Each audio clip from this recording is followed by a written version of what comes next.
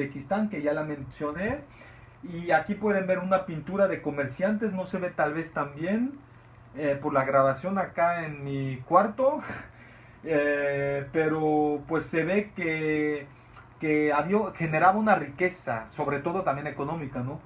Y pues se pintaba en todo tipo de material, se mencionaba en la literatura, como comenté, etcétera, ¿no? Algo interesante se me hace el uso del animal. No solo sabemos que Átila, Exeter, etcétera, Chinggis Khan, después también controlaban esa ruta, sino el caballo y el elefante eran los animales más usados para el transporte, no tanto el camello, ¿no? O el dromedario. Era la mayor ruta terrestre del mundo. También pasaba varias rutas por la muralla china, quiere decir que hay varias superlativas. Fue igualmente, como digo, una vía para transmitir mercancías, ideas y religiones, y sobre todo migración, una gran fluctuación de humanos de diferentes equipajes, con diferentes equipajes culturales, ¿no? Con diferentes experiencias migratorias. Había gente de India, por ejemplo, los Romani y Sinti, los Yenishe, que hoy en día llamamos, que ya no es tan políticamente correcto el término, que los llamamos aún en español gitanos. Los Roma, que significa persona en su propio idioma, venían de la India por el siglo 4 5 después de Cristo, con el flujo de las personas que hoy en día, esa época, después de la caída de Roma, se llama así, por eso. También vienen de esa época, ¿no? Y pues son un gran ejemplo para eso, ¿no? La movilidad humana que siempre ha existido, porque el humano es un homo hominis migratorius, ¿no? Siempre ha viajado y siempre se va a mover. Por eso, claro, no creemos en la muralla de Trump, por ejemplo, ¿no? Nunca va a funcionar eso, sobre todo si es una frontera de más de 3.300 kilómetros. Y las transferencias culturales, como mencioné. Su importancia. El término fue creado por un alemán, un geógrafo y escritor, Ferdinand Freiherr von Richthofen, en 1877, en la época colonial imperial, que también bajo el Kaiser Wilhelm tenía una gran influencia cultural, económica, de poder colonial, no solo en África, sino también en Asia, ¿no? En Turquía, por ejemplo, con el sultán. Se llama la ruta de la seda. No solo es la seda el único comercio, la única mercancía que se trataba, que se compraba, que se vendía, sino eran diferentes, ¿no? Y los romanos lo sabemos por fuentes históricas, no solo por la arqueología, sino por también fuentes escritas, donde mencionan cómo les gustaba, cómo las mujeres de los romanos, sobre todo de la élite, por supuesto, porque era súper caro llegar hasta allá, transportarlo, los peligros, banditos, bla, bla, bla, guerras, pero que mencionaban que era de la China, porque los chinos tenían esa invención, y ese invento, perdón, y solo sabían hacerlo los chinos, solo lo sabían producir, y se dicen que las mujeres de los romanos lo apreciaban mucho, ¿no? Es interesante también cómo podemos generar, y de eso se trata nuestro viaje, una perspectiva histórica más crítica, ¿no? Porque vemos cómo las sociedades se cambian, se nutren de las otras, roban, copian, como en todo, ¿no? Como en la literatura, por ejemplo, ¿no? Y vemos ahí también que China hoy en día se critica mucho por la producción barata, que nadie puede competir con esos precios, que casi no le pagan nada a los empleados, bla, bla, bla. Pero antes eran los gran inventores de casi todo, ¿no? Del papel, como veremos después en una imagen, del compás, de cosas que necesitamos para hacer en nuestra historia, los viajes a América, por ejemplo, los viajes a la India, ¿no? O de Magallanes. El té, por ejemplo, se llama chai y tea porque viene de una parte del sur de China, ¿no? Que en unas partes como los países árabes, Turquía se le llama chai, y en Europa sobre todo tea, té, en diferentes idiomas, inglés, alemán, español, y es que viene de China, ¿no? Que una gran influencia que no solo los ingleses lo tenemos, sino nosotros hoy en día también. Y pues se empezaron a comerciar diferentes productos como la jade de la China, las telas de lana,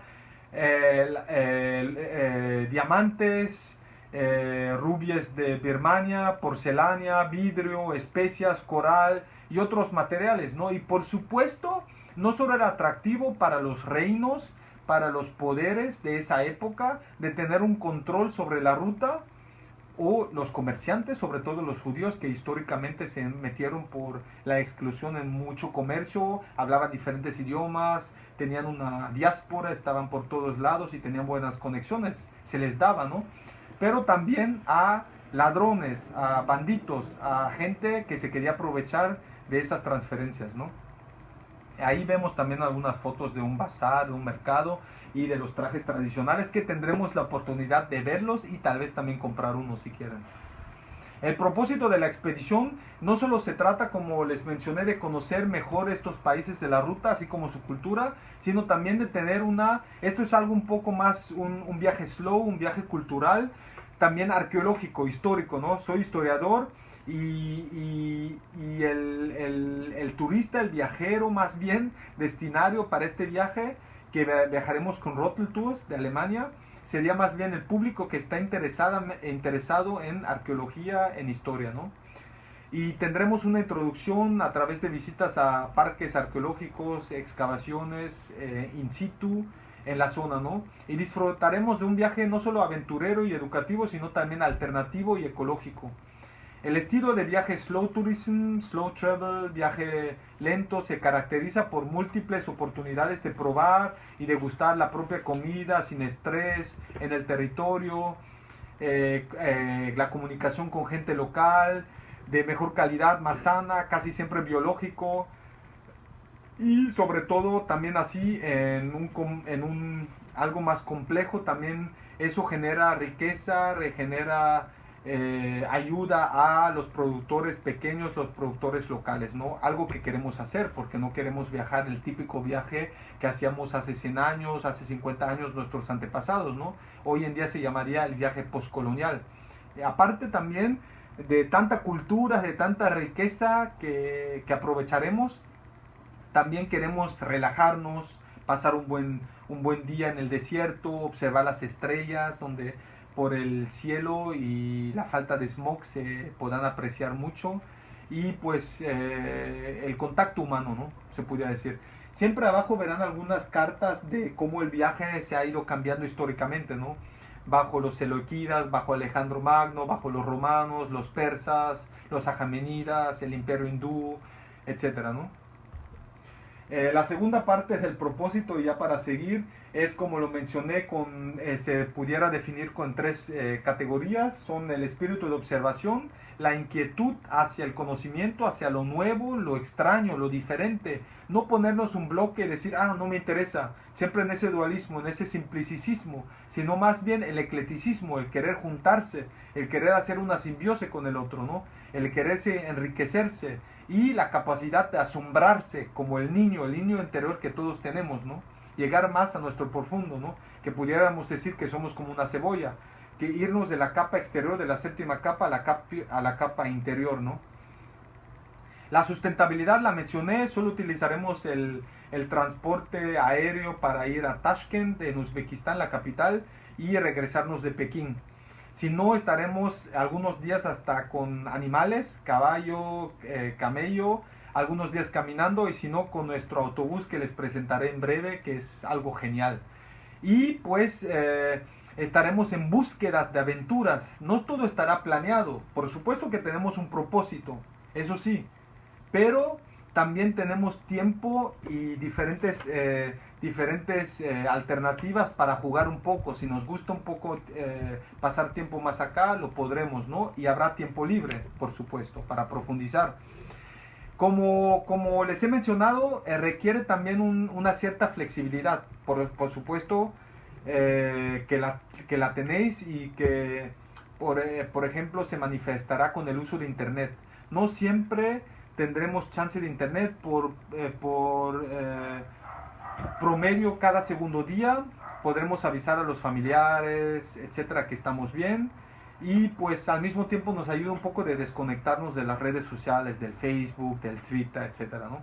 Nuestros objetivos educativos, ya los mencioné, es de generar una crítica en todo caso, sobre todo en nuestro país, no tanto allá de decir, acá el presidente de esos países son postsoviéticos, eran comunistas, hoy en día son dictadores, el abuso de los derechos humanos, no sé qué, sino sobre todo de cuestionarnos a nosotros en nuestro país también, porque muchas cosas como la censura, bla, bla, también funciona en nuestros países igual, ¿no?